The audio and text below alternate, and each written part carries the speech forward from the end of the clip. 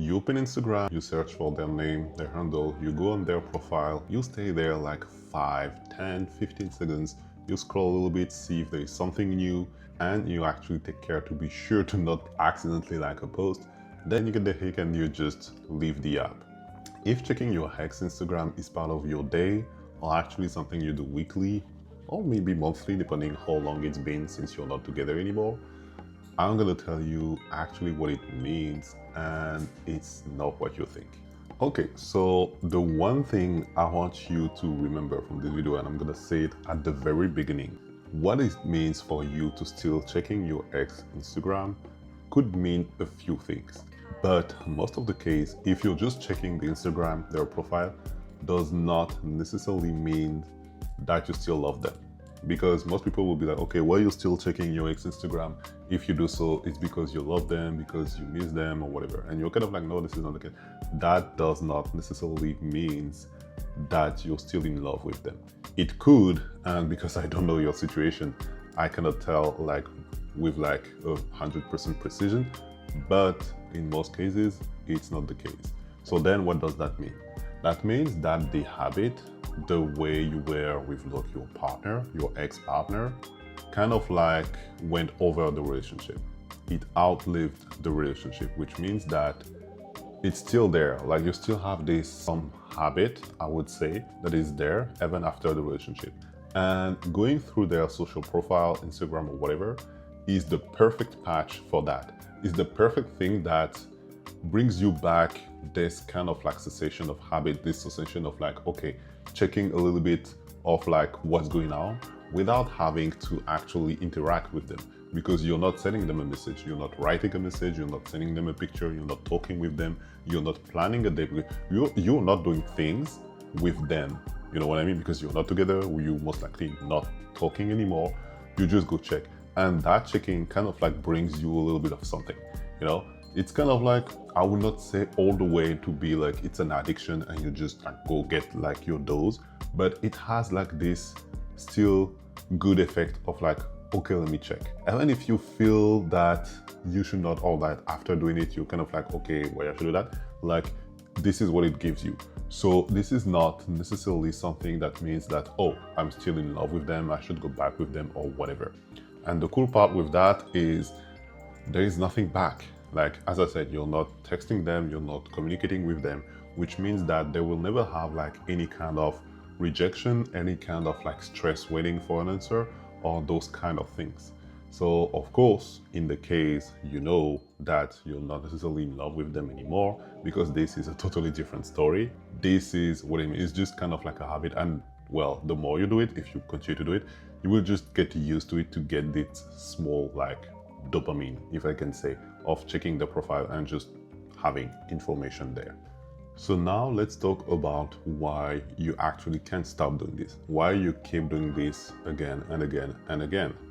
The problem is that you're not weak for doing this, it's just that once you get the habit of doing it, you keep doing it. And because it costs on paper nothing, you just go there, you check, nothing knows, no one knows, no proof, nothing. You keep doing it because the entry to do this is pretty low. But the thing you don't realize, it's like it's low until it's not anymore. Because what happens when you do this, you keep the habit of doing this. And technically speaking, you're not giving yourself a closure for that relationship, because this habit like outlived the relationship.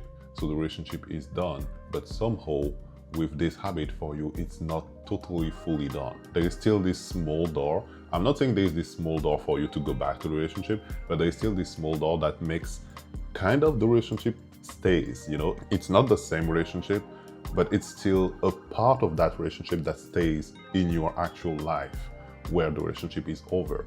But because this kind of like path is still open, the relationship is not really closed, which means that every time you open their profile, it reopens the relationship. You're thinking about that. You're thinking about the relationship, about like what happened, about what you've done together, about the date. For example, if you go there and you see a picture in a bar or a restaurant you used to go, you will think about that. So you will have still memories of that relationship, which means that this will like prevent you to have like a proper closure for that relationship. And this is kind of like the upper price, But then the even higher price is that one day you open the Instagram page, and the thing is, of course, on Instagram, everything is beautiful. We only put like the best part of our lives. So you will start to think they're having like a great life, they're having a great time, their life is perfect without you.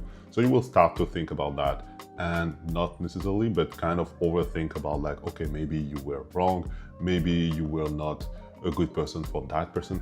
You see how you can start to think about things that has like no, how to say, no actual origin. Like it just starts with you and your head, you start to make like stories about things. And the worst part that could happen is that if you see your ex-partner with like new people, like a new person, maybe a new partner, we don't know, maybe it's not clear, and you will start to think, who's that person? Is that person better than you? Do they go to the same places with you? You see how this can escalate quickly, like how this can start from like a small habit of just checking to being something that takes way too much space inside your head. And the problem is that this will cost you time and energy and some of your emotions on something that's supposed to be done and finished. So there is like three things to do to actually stop that. The first one is, I would say, like the easiest one, and it's not the most glamorous, if I can say. Personally, I don't like doing this because I don't necessarily need it, but some people need it. It's literally to hide or block your ex. This does not mean that you hate them. This does not mean that you're weak or whatever. It's just that you know you will come back and that's not helping you. So by blocking them, you just prevent you when you will not be, let's say, as sharp as you are right now to go on their profile. Maybe when you will be sad about like a bad day or something and it's like late at night, 1 a.m. and you're like, oh, let me go check.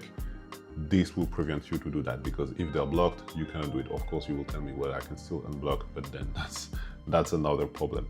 But the first solution is actually to make it not easily accessible, like block their accounts, hide their accounts, I don't know, like hide their friends, best friend account, whatever, but like make it harder for you to reach their profile, so there is less chance that you reach their profile. The second thing is to ask yourself a question before going. So the next time you think, okay, let me go on their profile because I want to check, ask yourself the question, why am I doing this?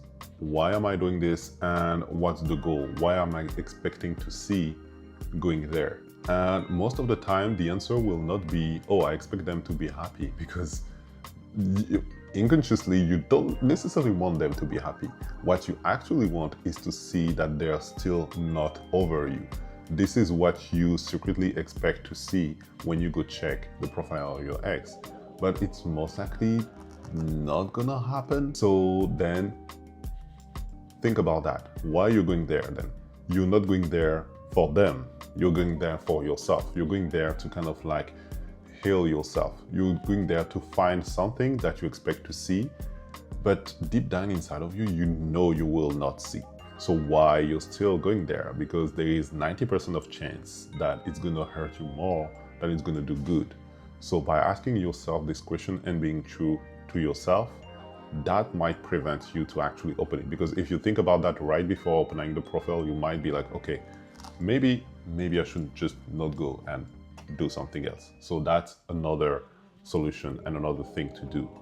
The third option is actually kind of simple, but kind of hard, depending on how you're used to go to like your ex profile, is to actually, well, not go on their profile when you feel like it. And you will tell me, well, if that was that easy, I would do it. But try to like force yourself. It's kind of like, again, I'm not good to say that it's as strong as an addiction, but it's just that most of the time, if you go on your ex profile, there is either like a pattern or a reason. So there is most likely either a trigger or just you're used to do this at the same kind of like time every day, week, or something like that. So the thing is, next time you see the trigger happening, try to like be like, okay, this time I'm not going. I'm not going to check. Maybe the next time you're going to check again, but try to like slowly prevent yourself to go, because The more you do that, the less you will see the profile. And the goal is that over time, the less you're doing it, well, the less you're going to do it. And at some point, you will reach the point to be like, okay, I don't need to do that anymore because I don't feel like I have to do it again.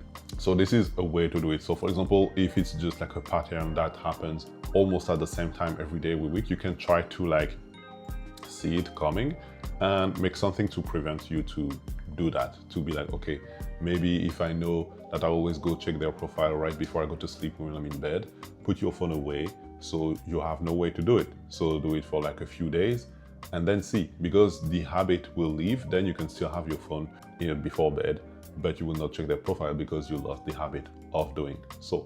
So of course, the best way is you can try to do like all three at the same time, one of those, but those are like different things to do to avoid having to check your ex profile. So the one thing to remember from this video is that you checking on your ex profile does not necessarily mean that you're still in love with them or you want to go back to them. But what it does is it prevents you to have like a proper closure, a proper end to the relationship, and you keep that going. And this is the bad part.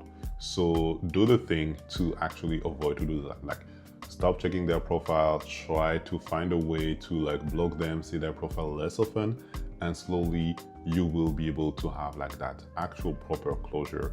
And yeah, stop having to think and overthink about, oh, what are their life, what it could be if, having like a lot of what if based on what you will see on their profile, because this is not the reality. And you don't need to do that. You don't need to do that because it will never bring you something good at this point, because they are not your partner anymore and they are not part of your life anymore. So it's not useful for you and it will not help you move on and find the right person for you. So if this video was somehow helpful, please consider liking it and subscribing to the channel. I see you soon on another one, and until then, take care and drink your water.